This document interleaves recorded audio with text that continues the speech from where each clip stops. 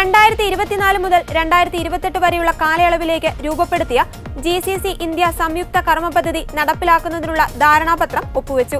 തന്ത്രപരമായ സംഭാഷണങ്ങൾക്കായുള്ള ആദ്യത്തെ India GCC സംയുക്ത മന്ത്രിതല സമ്മേളനത്തിൽ പങ്കെടുക്കുവാനും സംയുക്ത കർമ്മ പദ്ധതി നടപ്പാക്കുന്നത് സംബന്ധിച്ച ധാരണയ്ക്കായി എസ് ജയശങ്കർ റിയാദിലെത്തിയപ്പോഴാണ് ധാരണാപത്രം ഒപ്പുവെച്ചത്.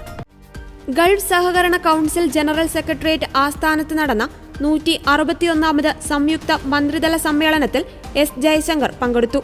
തുടർന്ന് 6 ഗൾഫ് രാജ്യങ്ങളുടെയും വിദേശകാര്യ മന്ത്രിമാരുടെയും പ്രത്യേക കൂടിക്കാഴ്ചകളും നടന്നു.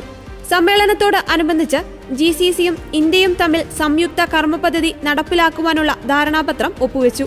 സമ്മേളനത്തോടനുബന്ധിച്ച് 6 ഗൾഫ് രാജ്യങ്ങളുടെയും വിദേശകാര്യ മന്ത്രിമാരുമായും മന്ത്രി എസ് ജയശങ്കർ പ്രത്യേക കൂടിക്കാഴ്ച നടത്തി. 161ാമത് GCC മന്ത്രിതല സമിതി യോഗത്തിന്റെ അധ്യക്ഷനും ഖത്തർ വിദേശകാര്യ മന്ത്രിയുമായ അബ്ദുൾ റഹ്മാൻ ബിൻ ജാസിം അൽ താനിയുമായിട്ടായിരുന്നു ആദ്യ കൂടിക്കാഴ്ച.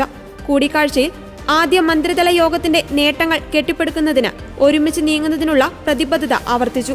ഒരു കൂട്ടായ സ്ഥാപനമെന്ന നിലയിൽ ഗൾഫ് കോർപ്പറേഷൻ കൗൺസിലിന് ഇന്ത്യയിൽ പ്രാധാന്യമുണ്ടെന്ന് മന്ത്രി എസ് ജയശങ്കർ എടുത്തു പറയുകയും തങ്ങളുടെ രാജ്യങ്ങളിലെ ഇന്ത്യൻ പ്രവാസികളെ പരിപാലിക്കുന്നതിന് GCC രാജ്യങ്ങൾക്ക് നന്ദി അറിയിക്കുകയും ചെയ്തു. ഗൾഫ് സഹകരണ കൗൺസിലും ഇന്ത്യയും തമ്മിലുള്ള തന്ത്രപരവും വളരുന്നതുമായ പങ്കാളിത്തത്തെക്കുറിച്ചും ജയശങ്കർ സൂചിപ്പിച്ചു.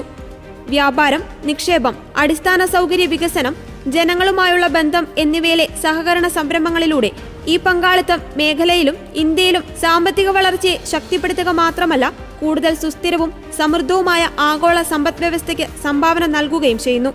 ആരോഗ്യം, വ്യാപാരം, സുരക്ഷ, കൃഷി, ഭക്ഷ്യസുരക്ഷ, ഗതാഗതം, ഊർജം, സംസ്കാരം തുടങ്ങി വിവിധ മേഖലകളിൽ വിവിധ സംയുക്ത പ്രവർത്തനങ്ങൾ ഏറ്റെടുക്കുന്നതിന് 2024-2028 സംയുക്ത പ്രവർത്തന പദ്ധതിയും യോഗം അംഗീകരിച്ചു. പരസ്പര ധാരണയുടെ അടിസ്ഥാനത്തിൽ കൂടുതൽ സഹകരണ മേഖലകൾ സംയുക്ത കർമ്മ പദ്ധതിയിൽ ഉൾപ്പെടുത്താമെന്നും തീരുമാനമായി. പൊതുതാൽപര്യമുള്ള അന്താരാഷ്ട്ര പ്രാദേശിക വിഷയങ്ങളും യോഗം ചർച്ച ചെയ്തു.